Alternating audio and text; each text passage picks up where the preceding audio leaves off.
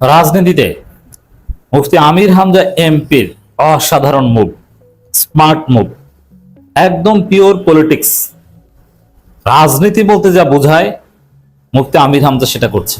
জামাত ইসলামীর সফল MP, hit MP মুফতি আমির হামজা শুরু থেকেই হিট। বিপুল ব্যবধানে যে কয়েকজন এমপি বাংলাদেশে 12 ফেব্রুয়ারি নির্বাচনে জিতেছেন, Mufti Amir Hamza is one of them. এবং এমপি হওয়ার পর মুফতি আমির হামজার যে পারফরমেন্স ক্যাটাগরি করলে একদম প্রথম দিকে থাকবে।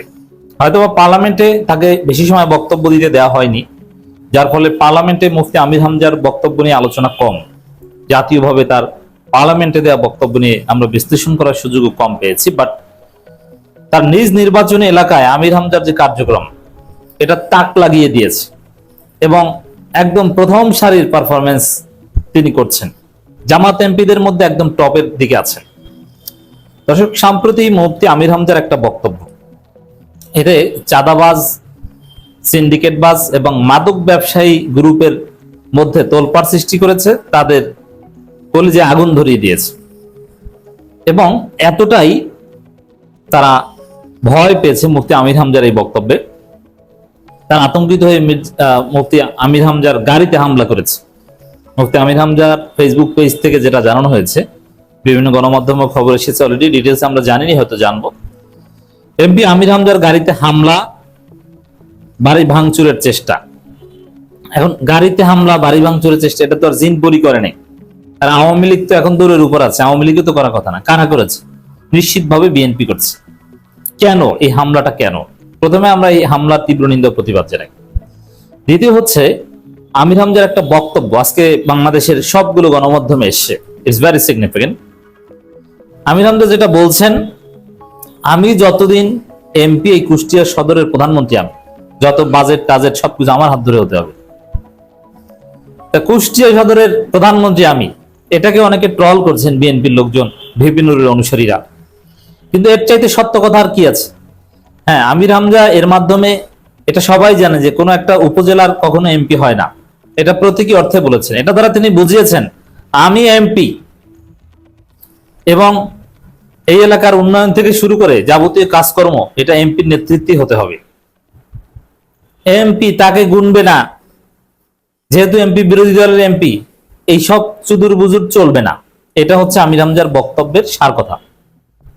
কখনোই কুষ্টিয়ার বা কুষ্টিয়া সদরের প্রধানমন্ত্রী, এটা তো বাস্তবসম্মত না, কারণ কুষ্টিয়া সদরে তো প্রধানমন্ত্রী পদ নাই। এটা তার অধিকার এবং মুফতি আমির হামজার কর্তৃত্ব, এমপি হিসাবে তার যে দায়িত্ব, এটা পালন করার একটা দৃঢ় অঙ্গীকার। আমির হামজার এই বক্তব্য দেওয়ার জন্য জামাত শিবির থেকে শুরু করে সচেতন সবার উচিত আমির হামজাকে ধন্যবাদ জানানো, যা আপনি অসাধারণ মুভ করছেন, আপনার গাটস আছে। এবং দেখেন, আমির হামজা দেখতে একদম হালকা পাতলা, খুব হাসি খুশি এবং সহজ সরল মানুষ, চলনে বলনে কোনো ভাব নাই, ওইরকম কোনো প্রোটোকল নিয়েও চলেন না। অথচ আমির হামজার প্রতি মানুষের যে আকর্ষণ, এটা খুব কম এমপির আছে। আমির হামজা নন এমপি হিসেবে কোথাও গেলে তার ওয়াজ শুনতে মানুষ পঙ্গপালের মতো ছুটে এসেছে, এখনো আসবে।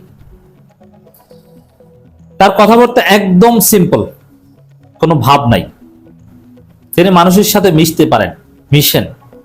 তিনি হাটে যান, বাজারে যান, তিনি স্ট্রিট ফুড কিনেন, পাগলকে টাকা দেন এবং যারা খুচরা বিক্রেতা তাদের খোঁজ খবর নেন, তারাও আমির হামজার সাথে মিশতে পারে। কোনো এমপি আছে, জামাতের অন্যান্য এমপিরাও অনেকটা এরকম, কোন এমপি, বাট আমির হামজার মতো এত বড় সেলিব্রিটি এমপি, তাকে মানুষ এত সহজে কাছে পায় এবং কাছ থেকে তার সাথে ভিউ এক্সচেঞ্জ করতে পারে, এটা আপনি দেখাতে পারবেন না।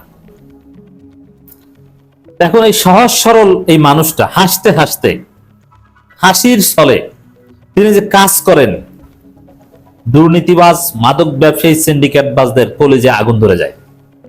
তিনি নিজে যান হাঁটতে হাঁটতে, দেখেন যে অনিয়ম কি, ইনস্ট্যান্ট ইউএনওকে ফোন দেন যে আপনি কি করেন এখানে, এটা এরকম কেন।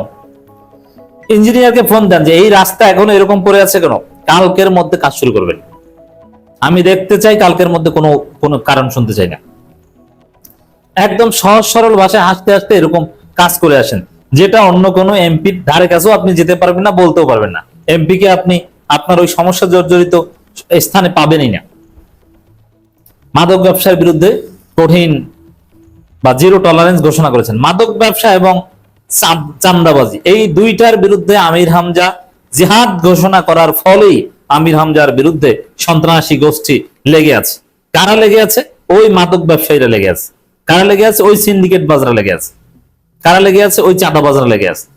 তাহলে কারা আমির হামজার গাড়িতে হামলা করেছে এবং বাড়িতে ভাঙচুর করার চেষ্টা করেছে? তারা ওই মাদক ব্যবসায়ী কিংবা চাঁদাবাজ, এতে কোনো সন্দেহ নেই।